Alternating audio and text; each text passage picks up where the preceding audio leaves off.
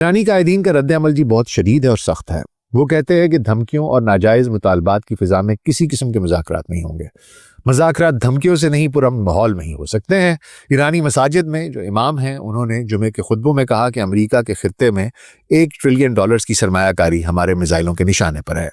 इसके अलावा तेहरान के रेवोल्यूशन स्क्वायर में एक बहुत बड़ा म्यूरल बनाया गया जिसमें अमरीकी वॉरशिप पर ईरानी जेट्स हमला कर रहे हैं। ईरान का दावा है कि वो किसी भी हमले का रिग्रेट इंड्यूसिंग रिस्पॉन्स देगा, यानी ऐसा जवाब जिस पर अमेरिका को पछतावा होगा कि हाय मैं ना ही करता तो अच्छा था, और खित्ते को गैर मुस्तहकम कर देगा। ईरान की बैटल रेडीनेस में जनाब हज़ारों बैलिस्टिक मिसाइल्स हैं, शहाब 3 है, सज्जल है, फतेह 313 है, खैबर है, हज़ारों हमलावर ड्रोन्स हैं, शाहिद सीरीज़ के प्रॉक्सी फोर्सेस हैं, हिजबुल्लाह के 1.5 लाख फाइटर्स हैं, हौसी हैं, इराकी मिलिशियाज हैं, और खलीज में नेवल माइंस की सलाहियत है। कमज़ोरियाँ पुरानी एयरफोर्स है, 14 टॉमकैट्स हैं, जदीद फ़िज़ाई डिफेंस की कमी है, पाबंदियों से तबाह मईशत है, जौहरी प्रोग्राम कमज़ोर है, बड़े पैमाने पर स्टेल्थ फ़िज़ाई हमलों का सामना करने में दुश्वारी हो सकती है, और अंदरूनी एहतजाजी मुजाहिरों ने रजीम को कमज़ोर भी किया हुआ है।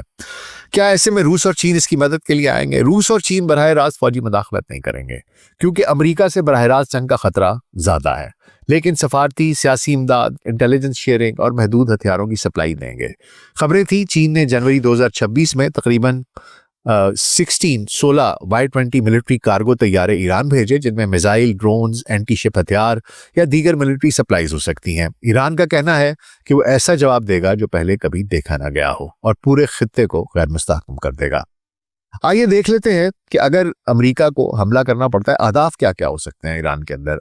सबसे पहले RIGC या इस्लामी इनकलाब गार्ड कोर को निशाना बनाया जा सकता है। ईरान का सबसे ताकतवर फौजी ग्रुप है जिसकी तादाद तकरीबन 1.25 लाख से ज़्यादा है, जिसके दारुल हुकूमत और पूरे मुल्क में अड्डे हैं, उनका पूरा नेटवर्क है, होल्ड है ईरान पर।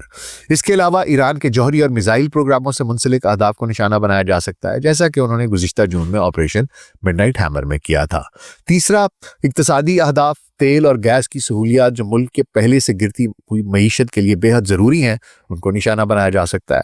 चौथा, सुप्रीम लीडर आयतुल्लाह खामनाई और दीगर आला क़यादत को निशाना बनाया जा सकता है, अगरचे इसका इम्कान बहुत कम है। अगर ट्रंप इजाज़त देते हैं तो इसके क्या नताइज होंगे। खबरों के मुताबिक ईरान इन तमाम ऑप्शंस के लिए तैयार है। सुप्रीम लीडर अपना जानशीन मुकर्रर कर चुके हैं। इसके अलावा ईरान के पास भी ऑप्शंस हैं।